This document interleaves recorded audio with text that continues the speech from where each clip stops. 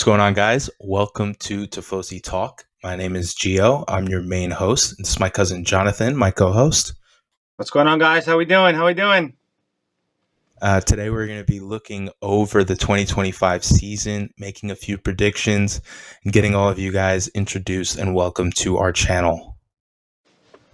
I think the first thing that we should do is probably just go over who are we, what are we about. So I'm Gio, like I just said. I'm a student, Ferrari fan my whole life, love racing, love cars. I've always wanted to start a Ferrari channel, a Ferrari podcast, and share the team to more Americans and English-speaking fans. The fan base is super, super passionate, and it's basically a national religion in Italy. And I think that it can spread further as long as more people are welcomed into the community. So that's what I'm about. What about you, Jonathan?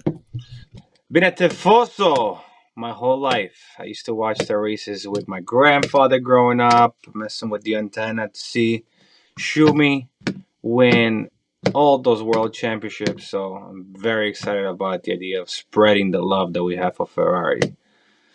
So guys, make sure to follow us on all our socials, TikTok and Instagram at tifosi.talk. And on Twitter at Tifosi_talk. And I think we should just get right into it right away. What bigger is there to talk about this year with Ferrari than Lewis Hamilton? Of course, joining Ferrari after being a Mercedes since 2014. He's officially a Ferrari driver now. Last season kind of felt like everyone knew. No one really wanted to focus on it too much, but now's the time we can really get excited about it. Yeah, it's almost like what's gonna happen? I feel like it's not gonna happen until we even today. I feel like until I see him with the full Ferrari suit on in the Maranello red, it's not real yet. It's not real yet. Dude, I saw him upload the video of him snowboarding, and I was like, "What is this guy doing?" Like, I was shitting, bro. I was so scared, bro. Because I was like, "What? Imagine this guy gets hurt right before he joins Ferrari." But he's good. Did it with a lot of style. I got to give him credit for that. Is he good? So, yeah. Dude, he's insane. I think he was with Shaun White. Don't quote me, but he showed a clip of this guy, this ginger dude who was shredding. I was like, that's gotta be I hate Shaun to White. say it, but we're all thinking it. Anytime there's a Ferrari driver skiing or something, yeah, I get a little scared. You know Ferrari, Mercedes, 7-time world championship. Yeah, chill, man. Exactly. How about the sand? Don't worry about the snow. How about the sand? Go out a nice beach. Go to Aruba. Yeah, go to Aruba. Go to Maldives. Go to Hawaii. Come on. Crazy, man. Anyways, talking about Lewis, a lot of people are worried maybe that his 2024 form was a little worrying. He had a lot of ups and downs, couple Q1 exits. What do you think about that? I don't know, man. Because no matter what, he still had 2 wins last season with a mediocre car at best. You could say the point that, Russell won 2 also, but Russell doesn't have 7 world championships. So if anybody could get the most out of the car, would be Lewis. Also with a car that, they probably didn't make him a priority, considering that he was leaving at the end of the season. They probably put more concentration and more of their resources towards George Russell rather than Lewis Hamilton. And he still managed to get his. So I think he's still a 7-time world champion. As a Ferrari fans, we pretty much disliked him our whole life because of what he was able to achieve for such a long time and his consistency in doing so. You can make the argument that he's an 8-time world championships, So easily. Guess we'll have to see, I guess. But I agree with you. I think it's important to note that the Mercedes car hasn't really been the best in the ground effect era. And there's a lot of people who have been saying maybe Lewis isn't the best with the ground effect style cars. But I'm not really so sure about that. I think he's matched, if not beaten, Russell every year. And I think this year Russell maybe had the better of him a little bit. But I think, like you said, Mercedes probably made him the priority in terms of car development. And you definitely saw that later down the line in terms of, who got the upgrades first and so on and so forth. But Lewis still took 2 wins. He had a pole position in 2023. I still think he's shown the pace, and the Mercedes hasn't been the outright fastest car since 2022, and except for like a couple races. And all of those races, Lewis was always a threat to win if he didn't win like he did, these last 2 races in 2024. So I do think that Lewis is still going to be a proper driver, and I definitely think he's going to be hungry. So there's a lot of people now who are maybe doubting his abilities. And when you think about it, he hasn't had a multi-win season besides this year since 2021. So when you look at his numbers, like the last 3 years have been very, very slow compared to what Lewis Hamilton is used to. So I think that we might see a very hungry and ready Lewis Hamilton. I think also the fact is that, when you talk about the GOAT consideration, who's the best race car driver of all time, I think still to this day, as a Ferrari fan, so I'm biased. So Schumacher still has a little bit of an edge to him.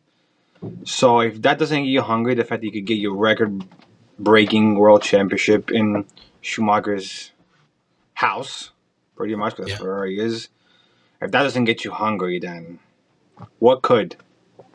I agree. And I actually, when you're saying that, I'm starting to think, what would it take for Lewis to become a Ferrari legend? And I really think it's as easy as winning a world title. If he wins his 8th, arguably 9th, depends what viewpoint you take. But if he wins his 8th on paper with Ferrari, I think everyone is going to have to admit, even us Ferrari fans who cling on to the last clutches of Schumacher, we have to admit that Lewis is the GOAT. There's nothing else left there, and he'll have done it with us.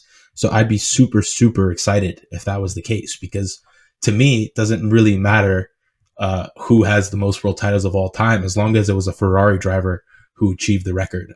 So if Lewis can do that, that's great. But the real question also for a lot of people is Lewis coming in as the undisputed number 1 into Maranello, or is he going to have to work his way through the house that Charles Leclerc has built? What do you think? I think it's going to be hard. I think when you talk about, they always say, there's not a number 1 driver at Ferrari. I think it's nonsense. Right now, Il Predestinato is the number 1 driver.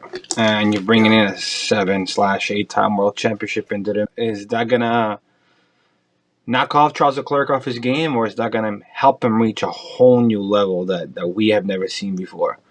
So it'd be really interesting to see. But when you tell me, if you had to choose who the number 1 driver is going to be going the next season, the Predestinato is still going to have his spot. He's the epitome of what it's like to be a Ferrari fan. They grew him, they groomed him, and even though Hamilton is coming in as a huge driver and a huge image of the sport, it will take him at least 1 year to integrate to how things are, and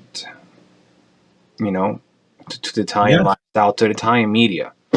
It's going to take a minute, because it's a whole the fans. It's a whole different. In Italy, Ferrari is not just a race car. It's really like a cult. Like it's a religion. You see it in Monza every year. Like you don't see that anywhere else. Yeah, sure. Maybe in the Netherlands. Yeah, in the Netherlands you see it, but it's not. You're not going to see the type of crowds that Monza draws in. Or even Imola, bro. Don't even sleep on Imola. But you know what I mean? Like when you know that when you have Monza and there's a podium celebration, you're waiting for the giant Ferrari. Sea of red. Yeah. Like doesn't happen anywhere else. That's iconic. That's Monza. Yeah. That's okay. Would you rather Leclerc wins back-to-back in Monza this year, or Lewis takes a win in Monza in front of the Tifosi? We'll make that decision when we see what the standings look like towards the end of the season. Monza's a late season race. Monza's a late season race, and Monza, I think this year might be the first year that it's going to mean something extra. Yeah. I think Lewis might win Imola because he's always been super, super good there, and very iffy weather. Emilia Romagna. But that's also like an early. That's an early race. So by that time, did he adapt to the car? He's been driving a Mercedes for how many years now? He's been driving a Mercedes since 2014, so 10 years, 10 seasons. So that's a new car, new team, new people. Is he going to be? But then again, he's the GOAT, right? He could be one of the GOATs. So you might just come in and you're like, I like this car. We're good. Built the car as always. Maybe he unlocks, part of the talent that these world-class elite GOATs drivers had. Is that they knew things about the car that most people did not know. So when you look at Senna, Schumacher, they knew certain things about the cars that might unlock some features in the car that you didn't even know existed. Mm-hmm. So could Hamilton figure that out, and all of a sudden he's sitting on a rocket We don't know. I think that's actually a really, really great point. And I think another reason why Ferrari went for Lewis Hamilton is if you've been following anything regarding Ferrari team politics, car development, since Carlos Sainz was a Ferrari driver, and all due respect to Carlos, I love Carlos Sainz, was great for us. I really think he joined us at our lowest and brought us upwards. But like him and Charles Leclerc have very, very different driving styles, and neither of them really like the other's style. Sainz really likes strong front end, little bit of understeer, does not like a loose rear. Meanwhile, Leclerc is really the inverse, and he struggles with the opposite. Hamilton is very, very similar to Leclerc in that driving style. And also, we're going to get into the new things that Ferrari is going to do to the car, but Ferrari is going to be making some changes as well to suit that style of car, to suit that style of development. And I think that's the biggest thing that Lewis is going to bring to the team is his ability to develop the car, because that is what I think has been missing from Ferrari since Vettel left. And say what you will about Vettel, 2017 was a real title fight, and 2018, for a while, he was beating Hamilton until Germany. Oh, 100%. And I was actually looking at there's a really cool documentary / video, Silver versus Red, on YouTube. I watched that. That's a great video. So awesome. It's like each season is like 2 years. It's like 2 years. And it's how it transpires, the rivalry, but still with so much respect. Yeah, there's a lot of respect. Even in Vettel, Azerbaijan, literally hit on the safety car, hit Hamilton because Hamilton brake checked him. Yeah, I was so mad at Hamilton, bro. Dude, that was my peak hating Lewis Hamilton face. You guys don't know the amount of re-education I had to go through to accept this man. Yeah. And it wasn't until he lost to Verstappen the way he did, and Verstappen started going off and winning championships, that Hamilton started gaining sympathy from other people that besides. Yeah, because you never saw what Max does from Lewis. Lewis was always a very clean racer. Yeah. I mean, when he was younger, he was. When they're all younger, they're all like Max was, like Schumacher was. There's no fear. Leclerc too, man. Like Alonso was, World Championship. When they're young, they got nothing to lose. Listen, you got a family at home. I don't. I'll die. Well, are you ready to die? Because I'm prepared to die. That's just their mentality, and that's the killer mentality that you need within a world champion. Again, Verstappen now, he's gonna have a kid of his own. Was that gonna change the way he is? Yeah, and talking about the rookies specifically, I think that's going to be a super interesting point. Is first of all, it's the first time in a while that we've had so many rookies in the sport, and also you have two rookies in Liam Lawson and Ollie Behrman, and it's are they even true rookies? These are guys who have now competed in race weekends. They've been integrated in the team as test drivers and simulation drivers and development drivers, a lot more than most other rookies are, and Leclerc, when he was a rookie, for example, he had that same thing with Haas early on and Verstappen. But for the most part, when you think back, a lot of these rookies sometimes kind of get thrown in the car. And I think Lawson and Ollie Behrman are going to really take the charge of this rookie class. And do you think that Ollie Behrman is someone that Ferrari is looking at to kind of groom and nurture and turn into maybe their future number 2 if Lewis decides to retire?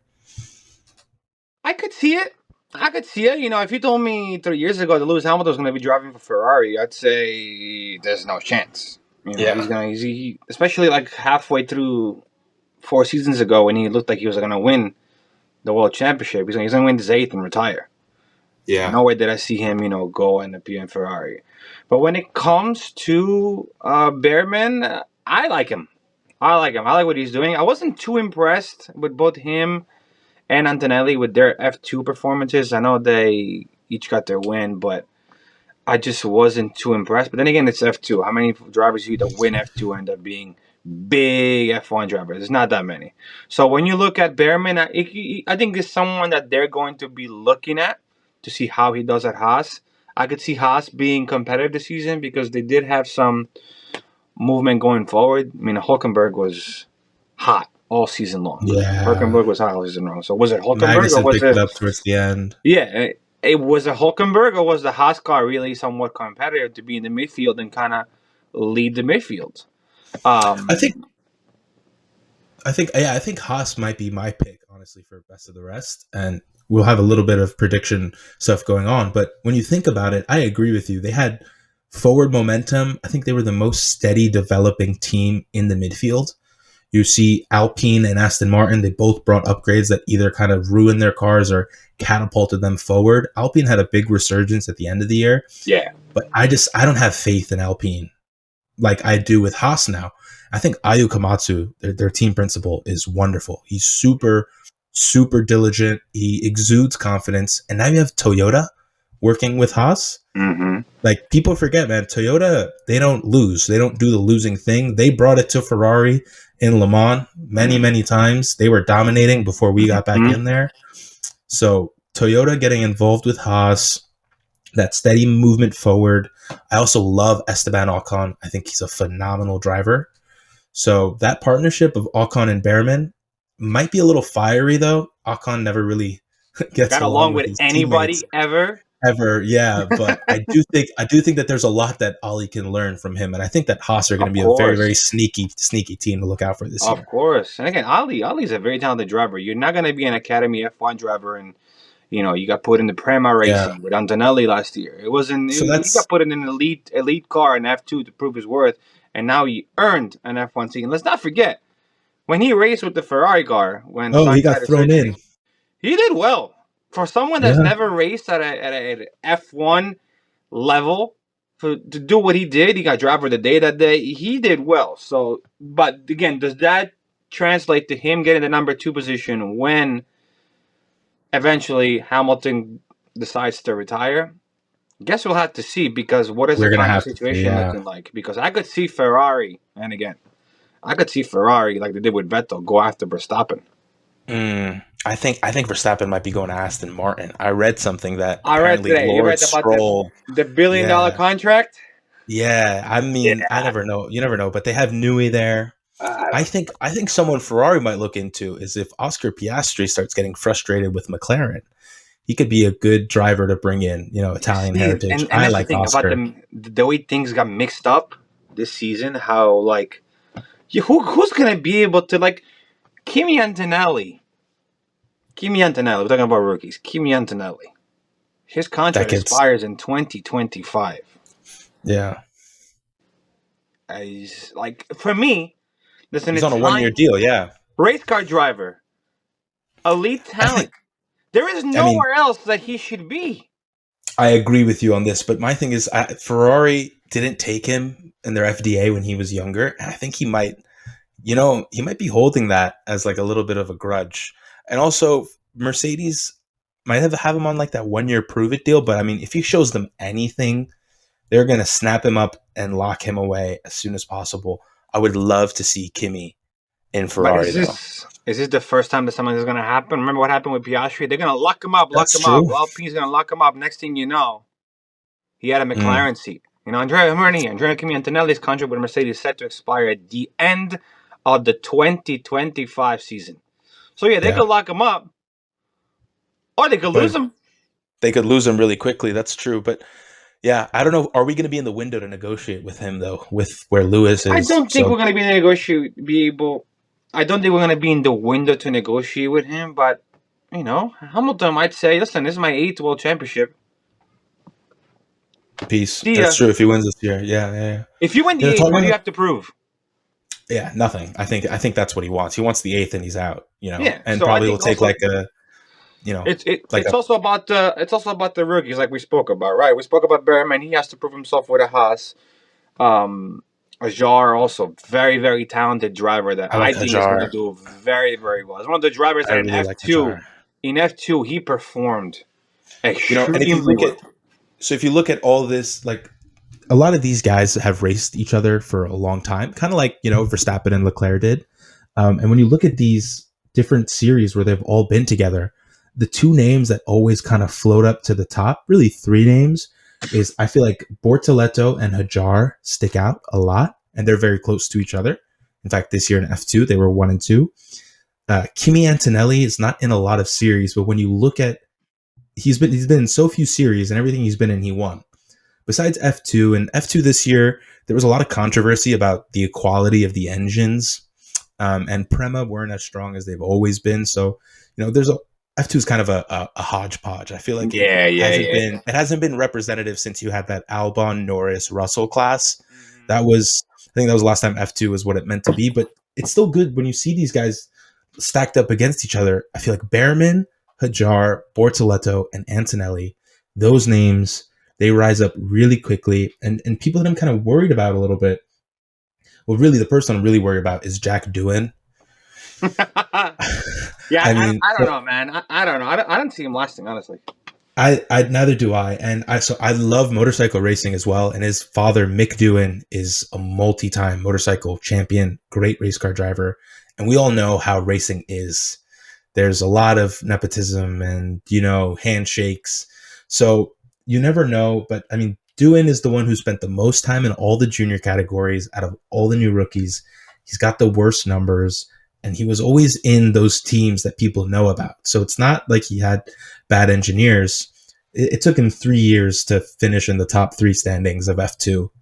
A young Liam Lawson, another guy, he also outperformed a more experienced Jack Doohan. So especially when you have someone like Colapinto on the sidelines.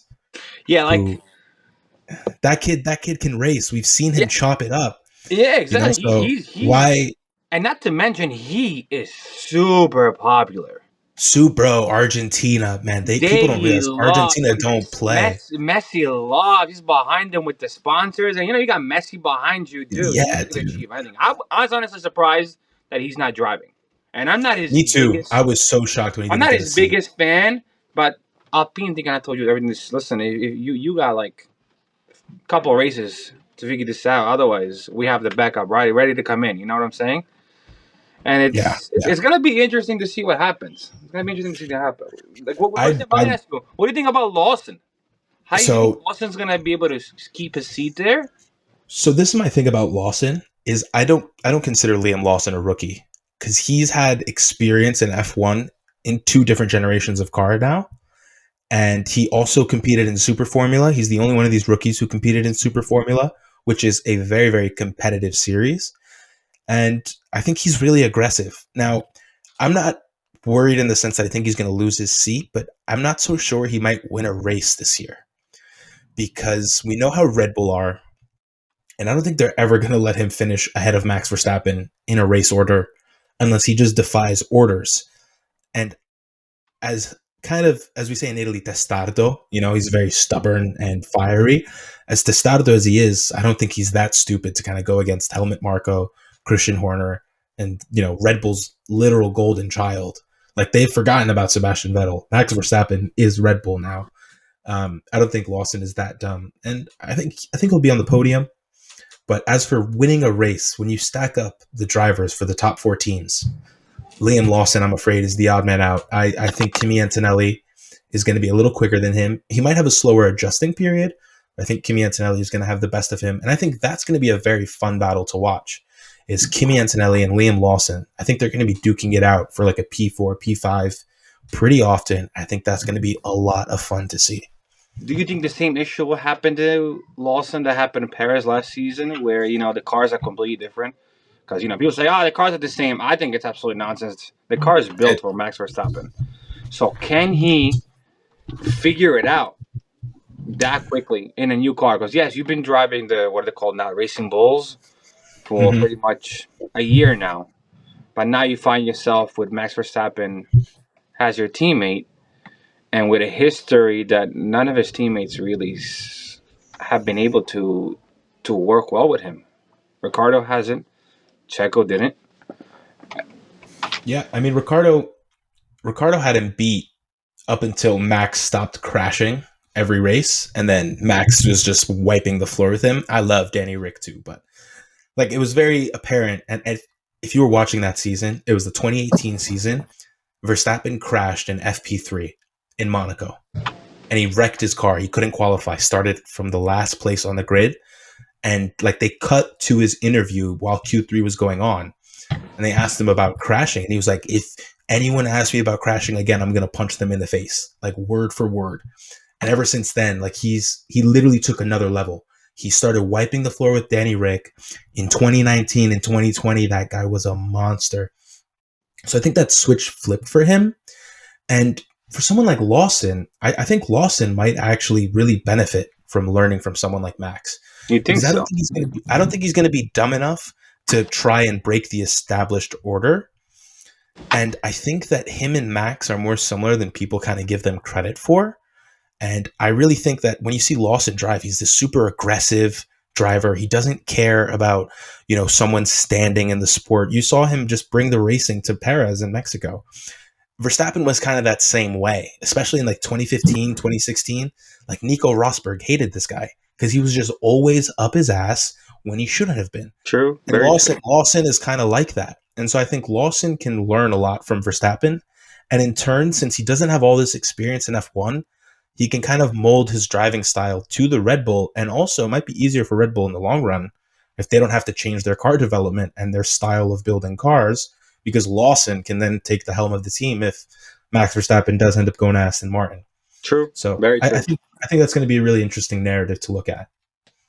We had a little bit of a recording issue, guys, so sorry about that. But anyways, what I was going to ask Jonathan was, who do you think is going to be the best rookie, or who are you really keeping an eye on more than anyone else? I'd have to say Ajar.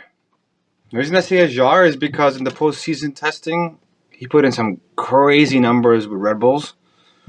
To be 100% honest with you, I'm also surprised that he didn't get the seat over Lawson, which I think is a long stretch. But when you look at what they did with Max and how highly they rate Ajar, I'm really surprised he wasn't given the seat with Red Bulls. So I think the rookie to watch, obviously, you got Behrman and you got Antonelli, but I think Ajar is flowing under the radar. There's less pressure on him. Red Bull also kind of just threw Tsunoda to the dogs. Crazy. I think Tsunoda's nice. I like Tsunoda a lot. He's all right. I mean, I don't think he's a world championship driver. No. But, it was his seat. Yeah, and they never gave him the fair chance to win. Yeah, he didn't give the fair chance, and I think he would have been an awful teammate. I think that would have probably been the biggest reason why they didn't give him the seat. So I think Hajar is going to fly under the radar. A lot of these other rookies are going to have a lot of pressure on them. Meanwhile, Hajar is going to have a solid car. We're able to see what Lawson was able to do. Even Ricardo, when he was driving that car, he was doing well. And with Tsunoda, that is most likely going to be out of the picture next year. He's probably going to be the favorite driver. I like Hajar. And I think what you're saying about how highly they rate him, we never know what Red Bull are thinking, and we know how they operate. So you never know what they told Hajar and Lawson behind closed doors. So I think that's really going to be something crucial to watch. I like Hajar a lot too. He won the title this year. Was it Bortoleto that won? Bortoleto won, and he came second. Yeah, they were both very good. But Hajar had more wins than Bortoleto. I think he had some reliability issues. Hajar was competitive. No, he had some reliability problems. He was. He's the one who had that crazy reaction in the Monaco tunnel. Have you ever seen that video? Dude. That stuff you can't teach. That's reflexes. No, that one on ESPN, and they didn't even cover like Formula One like that. But that was a top 10 where, that could have been so bad. That could have been so bad, man. That could have been so bad for both of them. But that's one of those things about racing. It's like, I think like when the stakes are that high, that's when the drivers are shown, and those reflexes, those reactions, that car control in the tight space on the limit like that, you can't teach that. And in the tunnel at Monaco, around the blind bend too, is right in the dark on that blind spot. The thought of that is mind blowing. It's terrifying, bro. When I saw that clip, I was like, "What are these showing me?" It's the guy going through the tunnel, and then you see the dude. It's like a jump scare. Pop out of nowhere. It's like a jump scare, bro. Oh god, that was so sexy. That was so sexy. Yeah. So and speaking, we're talking about Red Bull a lot. Let's talk about the teams a little bit here. Do you think that Ferrari are going to be the team to beat? Is it still going to be McLaren? I think towards the end of the year, especially once Mini DRS, which I didn't forget about, because that Baku race could have very well swung the championship. But whatever. But ever since that Mini DRS was gone, Ferrari and McLaren were neck and neck. And I can say Ferrari had the best of them. I think so. For a little bit, we definitely did. And so, do you think who's going to be the team to beat this year? first of all? And if that's the case, if it's not Ferrari, who's going to be our main threat? Listen, you cannot discount a 4-time in a row world champion. Just can't. So when I think about the team to beat, it's going to be the driver to beat. It's going to be Verstappen. So, the Constructor Championship is fantastic, awesome, good for McLaren, and we were kind of sour that we kind of woke up a little late on it. Would have been nice to add to. But yeah, you want to see Leclerc or Hamilton win a world championship, world drivers championship. So I think the team to beat and the driver to beat is still going to be Verstappen. But you got to take into consideration that they struggled towards the end of the season. And if it wasn't for Max's incredible, iconic drive in Brazil. Yeah, man. We could be having a whole different conversation. That was a world championship drive. That race. World championship car, because at the moment that they needed him the most, the car came through, Verstappen came through. So to me, the team to beat is still Red Bull racing. And Max Verstappen. Yeah. I mean, that drive, I was watching that race, and this dude, actually, I made a lot of money on that race. I was visiting Luca. We have our cousin Luca. He goes to Indiana University, where I used to go. And I was visiting him, and a couple of his buddies are also F1 fans. And we watched the sprint and everything. I told everyone, I was like, the odds on Max Verstappen are nuts. And they were like, he's starting 14th. I was like, dude, take Max, man. I made I put $5 down. I won like $60, something like that. Like a very small number, but to win a good ratio. That drive was astonishing. I mean, I was watching that. I was like, this is a drive you're going to tell your kids about. Yeah. It was why do you love racing? It's like, dude, you weren't there watching Max Verstappen. World class drive from a world championship drive. That was the first time in a while where it's like, wow, I could see why this guy is such a leader. Won 4 in a row. Exactly. And I think that's one of those moments where a lot of people were like, because there's a lot of Max slander, of course. And Max is not always the most likable on track, but you cannot deny the man's ability behind the car. And we were talking about this earlier with Lewis and how he brings the world championship mentality to a team. You don't have that unless you've done it. Correct. And McLaren have the Constructors' Championship, but I also feel like McLaren sometimes they get a little too big for their boots, especially Zach Brown and how he interacts with the media. I feel like they kind of put themselves sometimes in situations where there's too much spotlight on them. And I don't know if their drivers are yet built to handle that. I didn't see anything from Lando Norris last year that told me he can win a World Drivers' Championship. If anything, the opposite, right? Yeah. When you think about it, if I think about it, the drivers who I know, if you give them the car, they'd be able to win a championship. Verstappen, Hamilton, still Alonso. I don't care. Yeah. Right. And then I would put Leclerc, and recently I'd throw George Russell in there. George Russell showed me a lot of chops last year, but the McLaren drivers, they still feel like, to me, like watching Leclerc in 2019, or some of these other really fast drivers still kind of learn what it means to be playing at the front. And I don't know if they're built for that yet. Time will tell.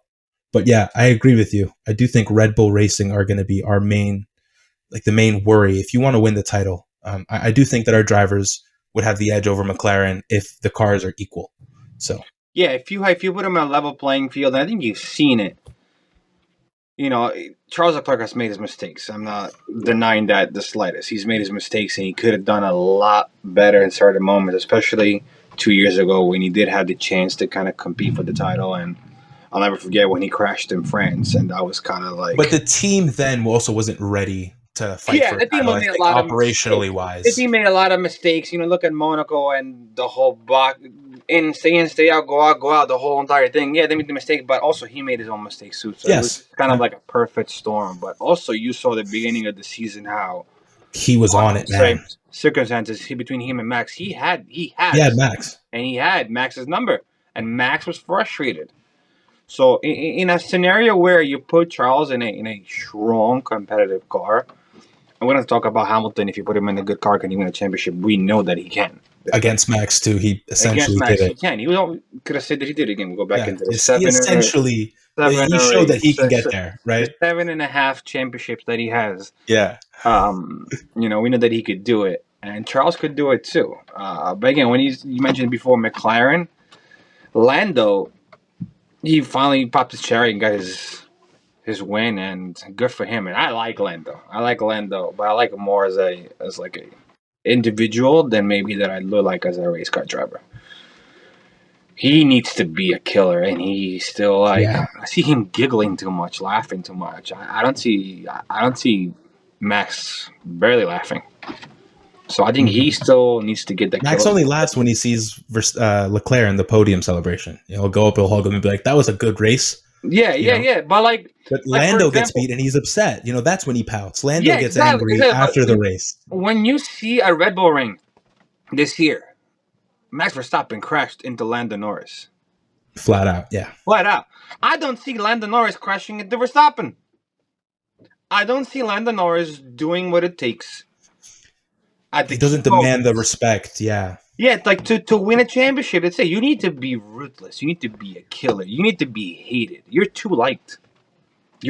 Schumacher was not liked. The only driver that won consistently and was loved by everybody all the time was Ayrton Senna. Yeah. That was it. And even then, but when he was around, a lot of people didn't like him, man. A lot of people were like, Senna's dirty. Senna's Ferrari this. fans, you saw the documentary. Ferrari fans, once they saw Prost was going to come to Ferrari, all of a sudden, fuck Senna, man. Yeah, he races dirty. And again, he also was racing against Prost, which was the professor, and he was Senna and Prost reminds me a lot of Verstappen and Leclerc in the sense that, like, I feel like they're two opposite ways to drive a race car. Because of the incident. Right? The incident. It's just because of the incident. It's a little incident. It's not fair. No, it's not fair. You saw. It's a little incident. I love that video, dude. I love that. Yeah, listen, that's brewing for a great rivalry. And wouldn't it be nice, man, to be Leclerc, Verstappen, like all the way through their building years, all of a sudden, because right now it hasn't been a competition. Max is up 4-0. But I think you mentioned it earlier. I think how many drivers on the grid have shown that they can beat Max Verstappen for a win? We're talking about top step of the podium is on the line. Who can take it to him? There's two guys. A couple. I think there's 3 guys that I've seen. It's been Lewis, of course, Leclerc, okay, and I think Russell has shown that he can race Verstappen. Yeah, you really high on Russell, huh? Dude, I used to be a big anti-Russell guy, but I think last year he really showed me a lot. I think he's always been quick, but I also thought he was kind of too much of a nice guy. I always thought he was a little bit too much of a nice guy, like Norris is, but he kind of developed that mentality being with Mercedes, and he's still very polished, but like on the track, I know, and I totally get why. I don't like him. I think he's a race car. He's a good race car driver. PR 63, dude. He's PR, like he's PR. He's public relations, not George Russell. He's quick. I'm not like he's not quick, but I strongly dislike him. Like he's not marketable at all. He thinks he's a model with his hair all the time. He's you're not definitely. Your car is not that good. Your car is not that good. Your car is not consistent. You could be good on a good day, and you're Mr. Saturday. You're quick. No one's telling you you're not quick, and you could win races. 100%, you could win races. And again, you could say that if you give him a car to win a championship, he could possibly win a championship. I don't know if he's there yet, but what I mean is, like, Gio, has he been under that pressure where he needs to win? So no, and I think that's a huge narrative with Antonelli. And we could talk about that a little later about like how Russell is going to deal now with him not being the young upstart, but having a young upstart next to him. What's that going to look like? But I used to kind of think like you, and I still don't like George Russell, the character, necessarily the most. I think he kind of reminds me of like the kind of dude you get into an argument with at a club over like if that's your table or his table, right? But he's like he's quick, and I like that he's ruthless on the track. Like what I like to see from a driver is every driver is always going to think that it's not their fault in an accident. But I want to see them like truly believe that then, right? If you're going to be an asshole, be the asshole. And so Leclerc, Verstappen, these guys get into accidents. It's never their fault. The thing for me with Russell was Imola 2021 when he crashed with Bottas. Flat out his fault. Like, what's this guy doing? Blah, blah, blah. I love that. Because that shows that you think that you're the best.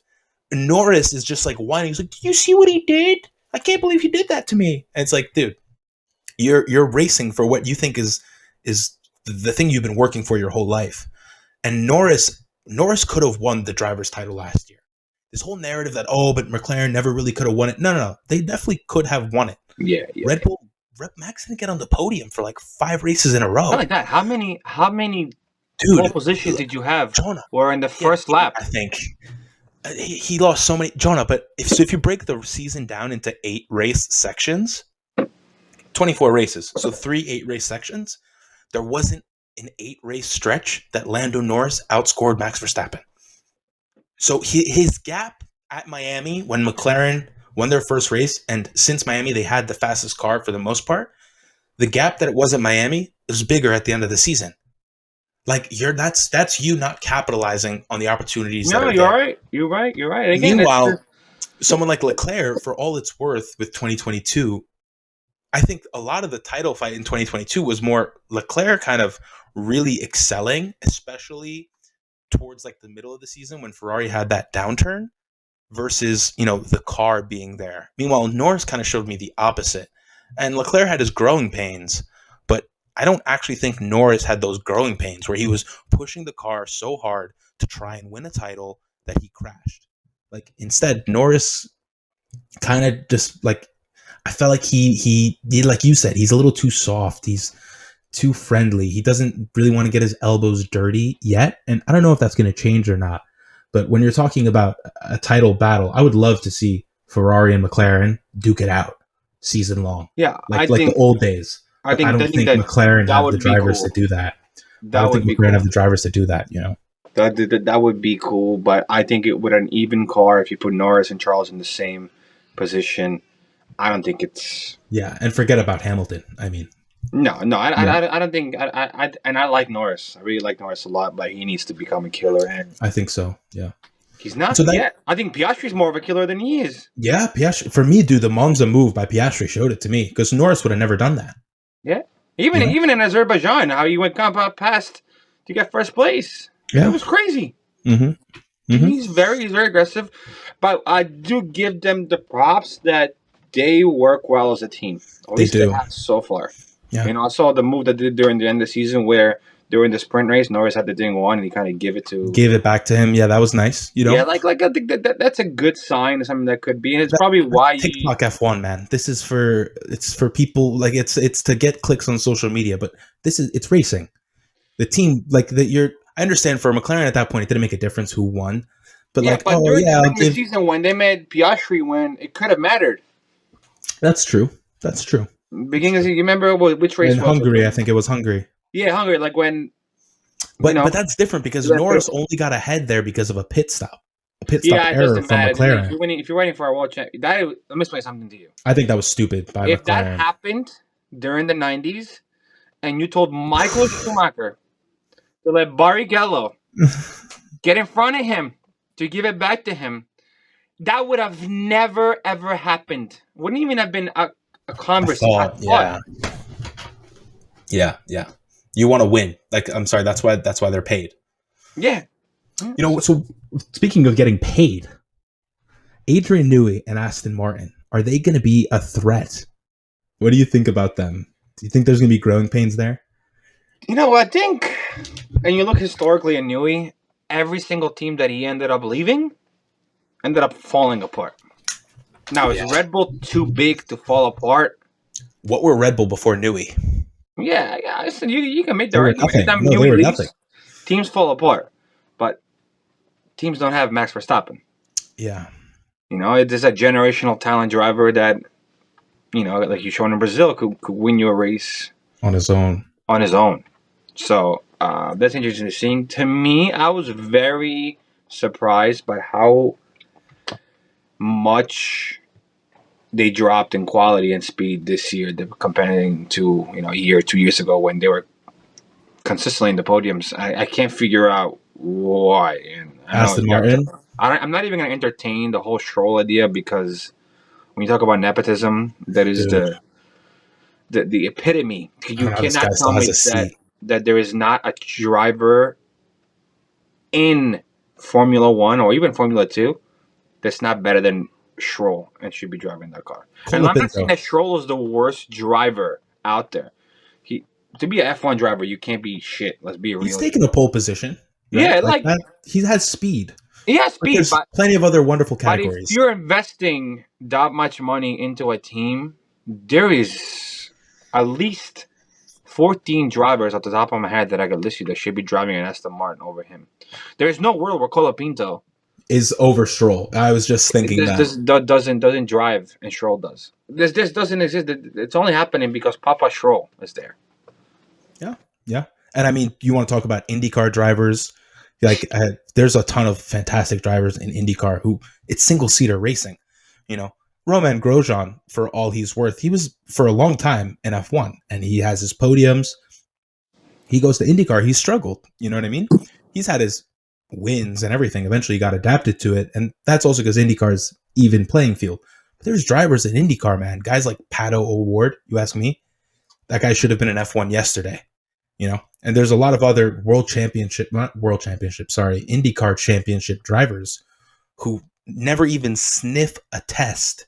No. But Lance Stroll has a seat. I think that if Aston Martin want to be serious, they have to really have that conversation about who the hell is their number two. And if they really want to sign Verstappen, Lance Stroll, like, I know Verstappen and Lance Stroll I don't know if they get along. I don't really know how Verstappen gets along with anyone, but, you know, I don't know. I think Aston are a huge question mark this year, and a lot of those questions are going to start getting answered, but I don't see them as a threat this year. I think their focus is on 2026 wholeheartedly. So yeah. Yeah, I think that they're probably going to have the same idea. They're trying to go into the new generational area and trying to maybe sign Verstappen. Who knows? But I'm not expecting much from. I think they're going to have the same season they're going to have this year, but they're going to be middle of the pack. And you know, Alonso, I can't figure out what he's doing because. Yeah. What are you doing? I feel like, yeah, you're not getting younger. He might have to call it. Yeah. You're not getting younger. So yeah. Yeah, I agree. I knew he was going there for a reason. Listen, if he's going there, he's not going there for the paycheck. He could have. He chose them over us, bro. Yeah, like he's got something going on. He's got something on his head. And again, who knows what's going behind the scenes? For all you know, they have a new developmental breakthrough that in 2026 comes and they kill everybody. Yeah, that's true. You know, we've seen that with Benetton. We've seen it when Jenson Button was racing with Braun. They might have something like that. It's not the first time that has happened, and it won't be the last. The last, if it does. Yeah, definitely. I think so. I agree. You know, and I don't think anyone is really riding the Aston Martin hype train too heavy right now, but with the rumors that Lawrence Stroll is saying, we got Verstappen, we got this, I think you're right. I think they might have a little ace up their sleeve. They're going to be interesting to watch. But enough speculation. Let's start talking about something a little more tangible. Some of the new updates to Ferrari, the Ferrari staff, rumors about the car and changes. And we'll first get that going with when is Ferrari going to release the car? And that's going to be on the 19th of February. There's the whole livery launch that F1 is doing with all the teams at one event, but I think almost every team there is going to bring a show car. It's not the actual car. The actual car, yeah. And Ferrari 3 days later is going to launch the actual car. Did you hear their plan? Like, they're going to launch the car, but they're also going to launch Lewis Hamilton. Did you hear the plan for him? That they're going to do a live stream when he's going to wear the first time he's going to wear red. They're going to have a camera following him. Yeah, I heard. I did. That is so cool. So if you go on YouTube, you can see Sebastian Vettel's first day in red, and they basically made like a filming day out of his first test session.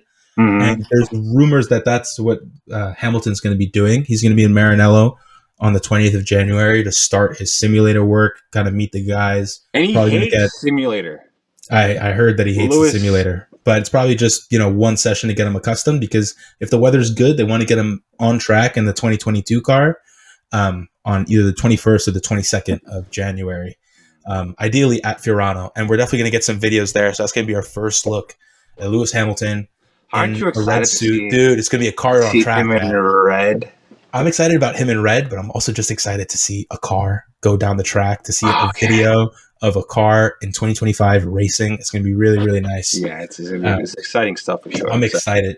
And as for the car itself, Ferrari really restructured their team in the last couple of years. Ever since Vasseur has taken over, he's really had a revolution in terms of how the team was run. And I was always super critical of Binotto. And Harry? Huh? Sorry? Harry? Yeah. Harry Potter? Harry Potter. Dude, I just call him. He looks like a clown. The photo of him edited wearing a clown like wig is too perfect. That's how I picture him. I really dislike this guy. I mean, for me, he drove out Vettel, then he tried to drive out Leclerc.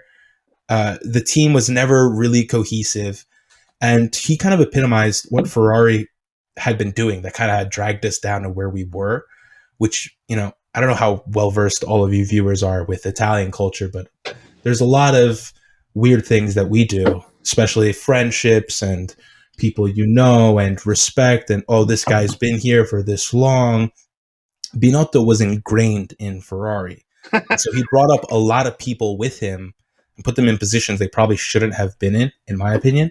And the team kind of bit the bullet for that. Vasseur came out. He completely cleaned house, restructured the way it works on the McLaren model, which I don't know if you know. The McLaren model, basically, you have a technical director instead of like one main team principal, kind of like what Adrian Newey was for Red Bull. Mm-hmm. Instead, you have the head of chassis and the head of aero and the head of engine, and then they all answer to the main development head, whatever title you want to give them. For Ferrari, that's Vasseur. And one of the main additions that we have is Loic Serra from Mercedes. Came along with Lewis Hamilton, big on the chassis development. He's going to be the head of our chassis department, which is one of the big issues with our car, actually. And it's going to also help probably integrate Lewis Hamilton back into Ferrari. So that's one of the big additions. That's exciting. We also have Jerome D'Ambrosio also joining from Mercedes. He's going to be taking over like the role of leading the Ferrari Driver Academy. So hopefully we see some more drivers come in. He's the guy who got Antonelli to end up going to Mercedes. You know, obviously him and Wolf, but he was the head of the Mercedes Driver Academy. So he can really lead us in that direction to kind of pick some talent up, because Ferrari's kind of lacking, I think, in that front compared to Red Bull and Mercedes in terms of developing and signing young drivers. We always only have one or two, and you know, since Leclerc, there hasn't been anyone that's made it through. So it's nice to see Behrman, and let's see what Ambrosio can do there. So yeah, that's basically the rundown of what Ferrari is changing this year, and let's hope that it brings some results. Listen, I think we want to see Ferrari win. So whatever we've done so far has not really worked. So if Hamilton's, who's had success through his career, is able to bring some of his people in and kind of install some type of world championship mentality, world championship experience, that's very welcome. Yeah, very welcome.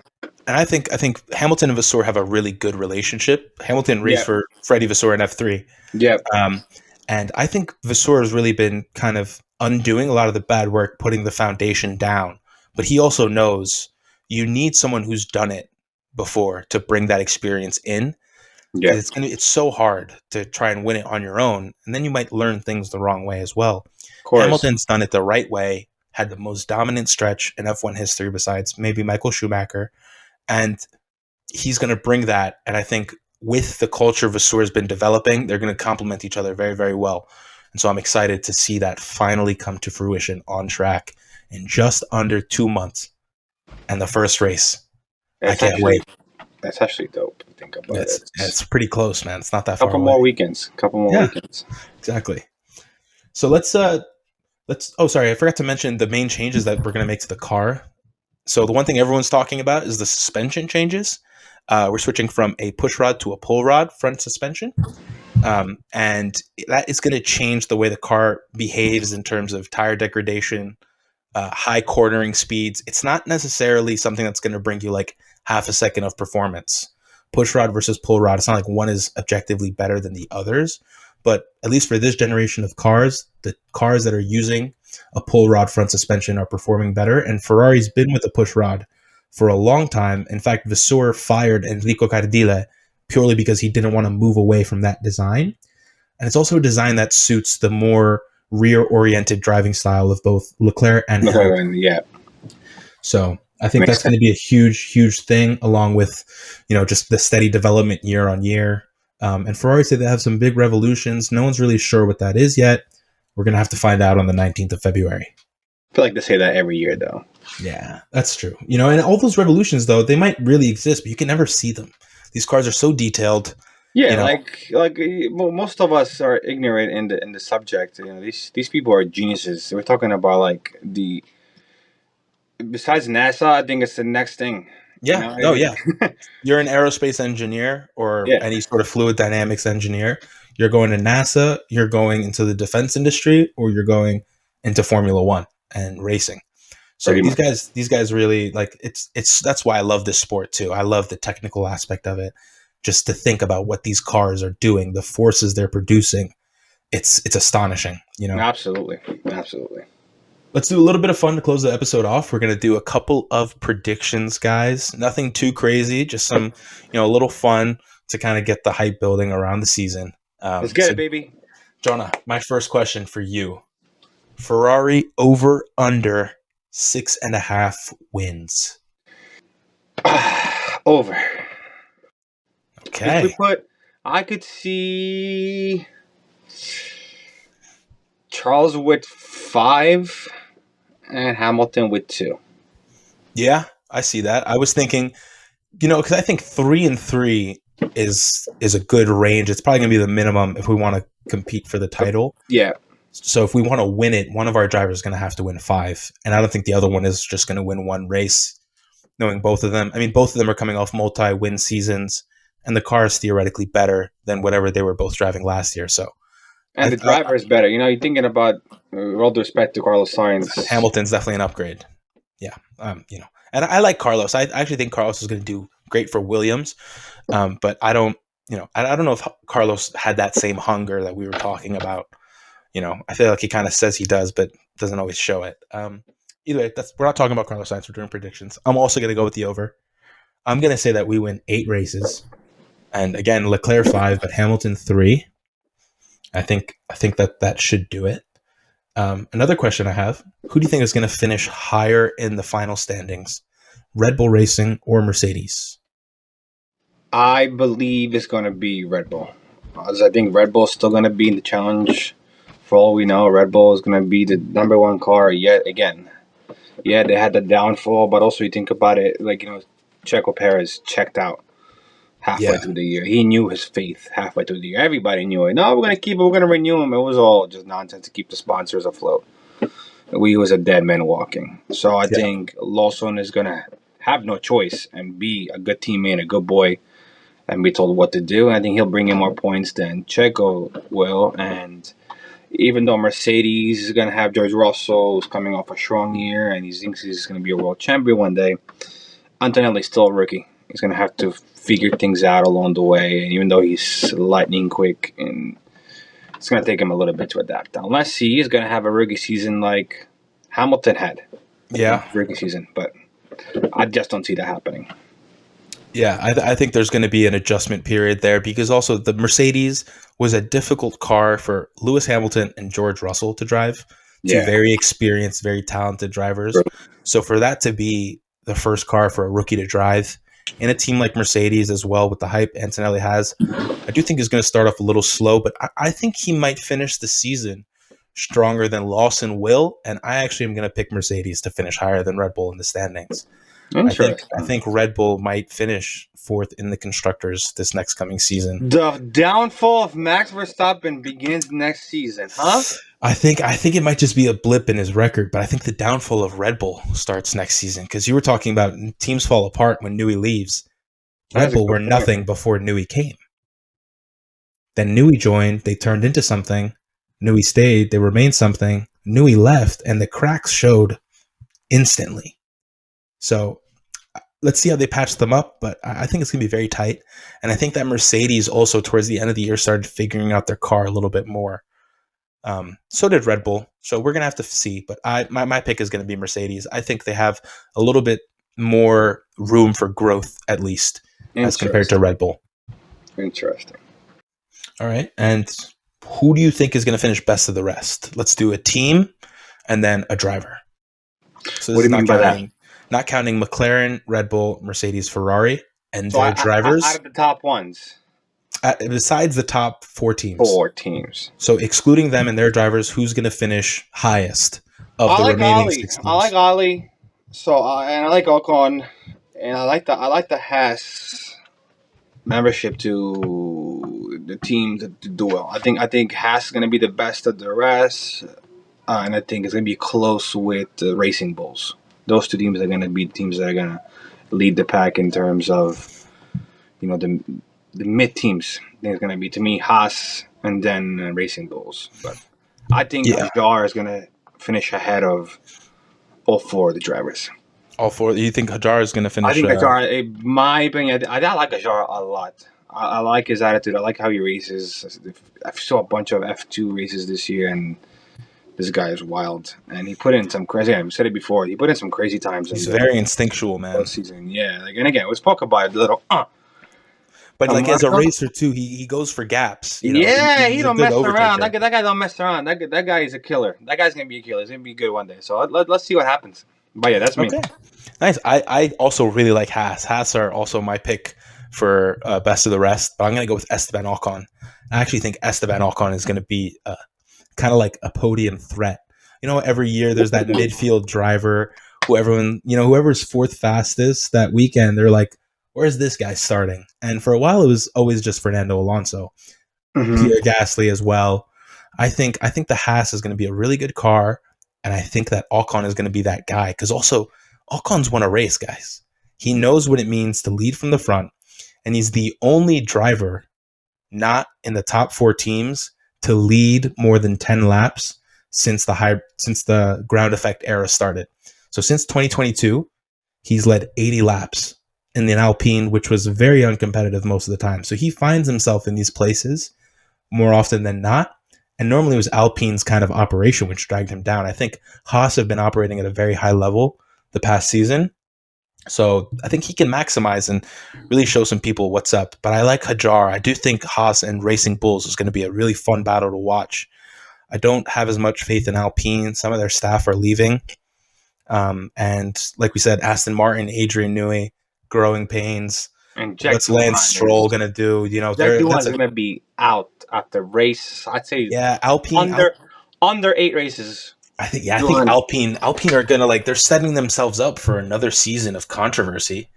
Like they always do. That just distracts from operation. It's going to be harder after you put 2 people that hate each other as teammates, both French and a French team. It's going to be hard to top that off, but they'll figure it out. If anyone can, it's Alpine. 100%. All right, last one. I think we know your preferences. Who's your pick for Rookie of the Year? Not necessarily who performs best numbers wise. Who do you think is going to be the most impressive rookie? I'll stick with Hajar. Even though I want Antonelli, I'll stick with Hajar. All right, I'm gonna go with Ollie Behrman, my boy Ollie, Ferrari Driver Academy. I want to see him show me something that shows that the future of this team is in good hands. No need for silly seasons and Alpine controversies. We shall see. We shall see. All right.